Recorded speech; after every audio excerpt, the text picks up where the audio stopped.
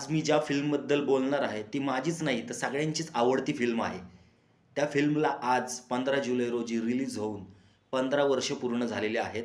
त्या फिल्मचं नाव आहे जिंदगी ना मिलेगी दोबारा. ही फिल्म ज्यावेळेस रिलीज झाली त्यावेळेस स्पेनमध्ये भारतीय पर्यटकांची खूप गर्दी व्हायला लागली. कारण का याचं बरंचसं शूटिंग स्पेनमध्ये झालं होतं. त्याचबरोबर दिग्दर्शक तुम्हाला यामध्ये खऱ्या रोड ट्रिपचा अनुभव दिला आहे. त्यांनी याचं शूटिंग स्टुडिओमध्ये न करता ओरिजिनल स्पेनमधले जे रोड आहेत त्याच्यावर केलेलं आहे. त्याचबरोबर यामध्ये ऋतिक, फरहान आणि अभय देओल यांची आधीपासूनच त्यांनी एकमेकांबरोबर वेळ घालवला.